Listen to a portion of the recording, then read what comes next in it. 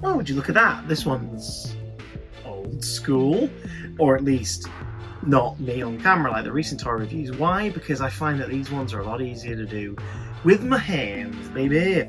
Welcome to a Marvel Legends action figure review for the Build-A-Figure Korg from the Korg Wave. And also just a wrap up of the wave as a whole. Oh look, Korg. Well, not quite. This is the Korg from the Ragnarok 2-pack, featuring Korg and the Grand Master, who is just shot behind Loki over there.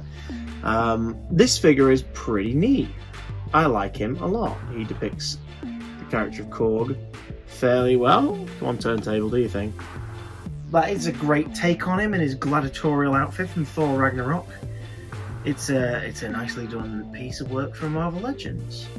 The Build-A-Figure for Thor Love and Thunder, of course, is using, for the most part, the same body mould as this boy, as we're going to see, including the weapon, albeit recolored.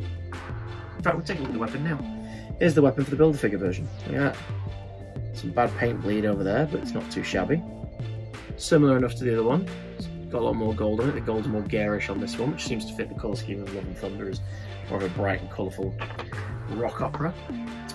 The leg pieces are fairly different because this time they're of course sculpted specifically to the costume from Love and Thunder. But the feet are the same. Big old feet are the same. So there's that. His arms aren't that different because it's just about what you adorn them with this time, so it's new accessories over the top. That being said, the right arm on the original has a band, as you'll see coming up now, sculpted a little lower than this one, so this piece is new. But it could, if I'm honest, just be the same as that, but flipped. Yeah, okay, so it's a new piece. The shoulders look the same, which I suppose would be accurate, because his shoulder shape isn't going to change. His torso is, well, I think it's similar. This bit seems to be underneath the tunic of the OG. The chest is the same. Same rocks, with just different stuff stuck on top of it this time, of course. And the head is different. Because this one's not smiling, he's just got a neutral face. And it's one thing I'm a little annoyed about, because I was kind of hoping it'd be the same colour as the OG Korg, because in that way, if you wanted to, you could swap the heads. But I guess not. However, the original Korg is a cracking figure. So, let's see how the new one measures up.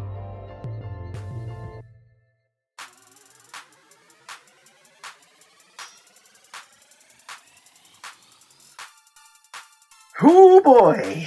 I don't know how I feel about this, and that's for a couple of reasons which we'll get into. But first, there's the side-by-side comparison. Hello guys, there you go, there's Korg going around there. Hello, as you can see, there's the new Korg there. That's off Ghost. I'm sounding more South African. I don't know, that's completely inaccurate. But yeah, a few strikingly obvious similarities. The chest, the arms, except I'm a little wrong on the arms, because the old Korg has pegs. The new Korg has pegless arms. So Hasbro have taken the original sculpt and figured out a way to fill in the peg holes.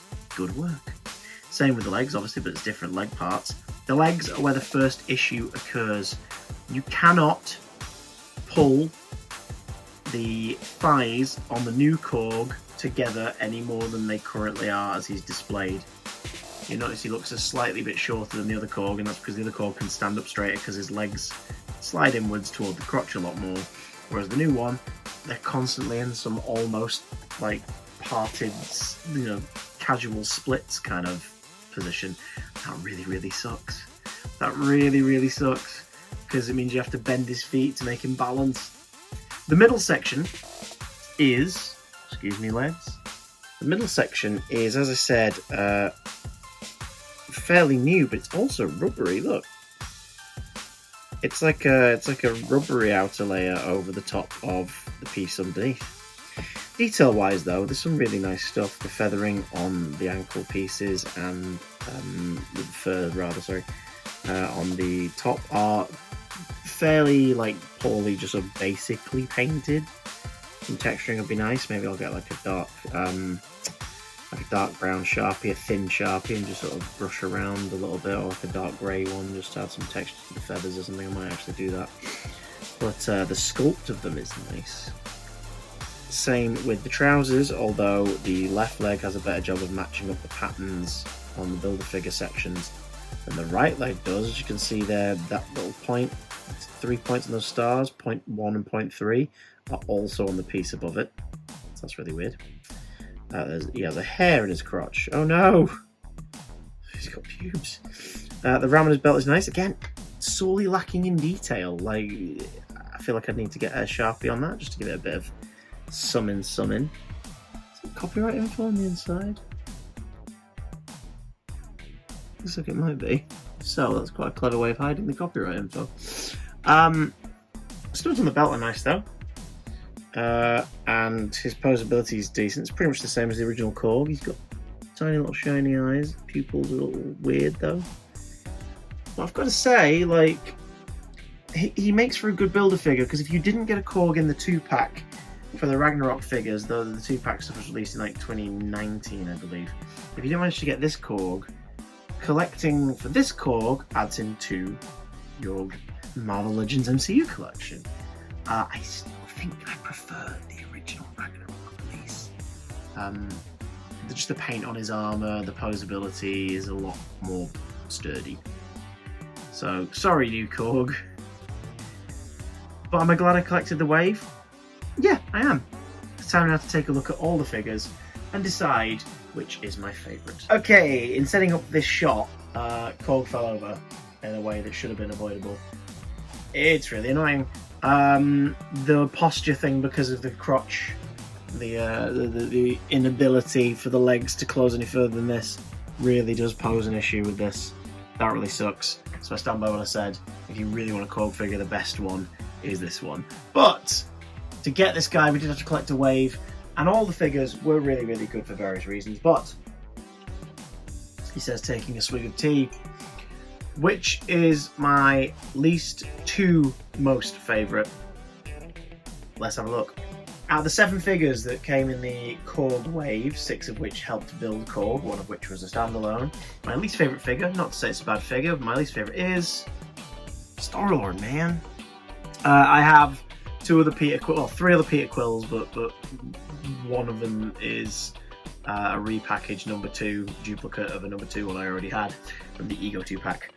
I'm not like over the moon to have another Star-Lord because this one doesn't really add too much to it. It's a decent figure, and again, if you don't own a Star-Lord, this is a great way to get a hold of one.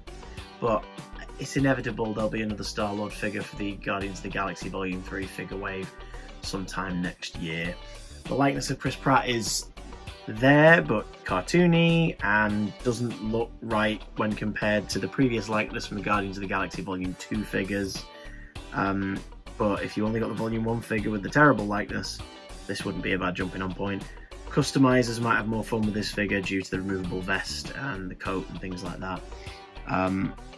Again, not a bad figure at all. Very well made, but not my fave. In 6th place is the other Guardian from the wave, Groot. Again, not a bad figure. A great figure, in fact, especially now that you've got the detachable hands and the tendril options. He's got his massive gun. The eyes are a lot more accurately painted, not as off-putting as the Toys R Us release, but because I got the Toys R Us release from Infinity War, this one is more of a and another Groot. So he only loses points really on necessity. Like, he's a great figure. Again, they're all great, but he's not one I needed. As such, he's lower down the list. One that I wanted but wasn't as impressed by as I thought I would be is our 5th place, Ravager Thor. Ravager Thor is a really nice update. It is closer to Chris Hemsworth in likeness than some others, but the sculpt and just, I don't know, there's something about him that means it as a figure, it comes across a little bland. I'm not sure why. May play around with the head sculpt on the other Thor for photo options. Stormbreaker, as with the previous couple of releases, Stormbreaker is really limp in the plastic, by the way, for the handle, so if you are in a warm room or, you know, summertime, which is when you're most likely to be buying these, you might have to keep turning Stormbreaker around every now and again because otherwise it will bend. Great stuff. But again, good figure, love the textures on the costuming especially. The removable vest is a really nice touch, giving you more options. Love the comic book style straps on the boots.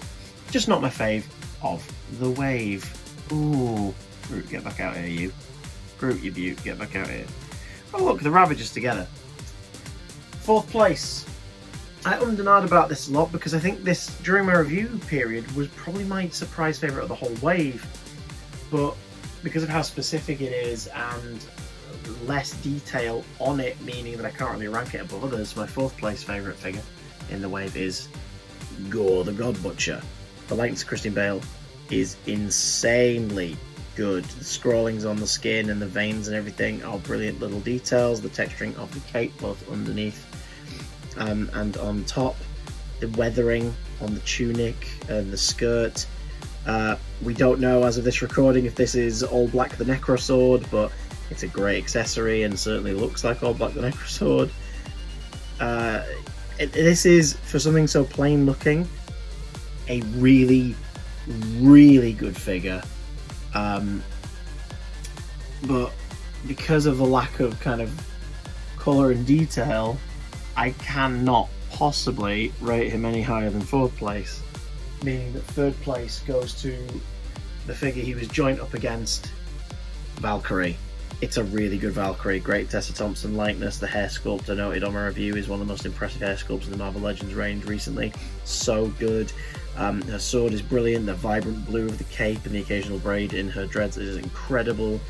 Paint on the eyes, like look, the slightly parted lips, you can see her teeth. That is brilliant. Not many figures pull that off in a way that looks good. Valkyrie is a great figure, and if you've missed out on any prior Valkyrie releases, like I didn't manage to get the Toys R Us 2-pack one for Ragnarok, but I managed to get the gold and white armour for Endgame, I really wanted one closer to this look. I now have one. She is fan-bloody-tastic. So let's pull Valkyrie over there.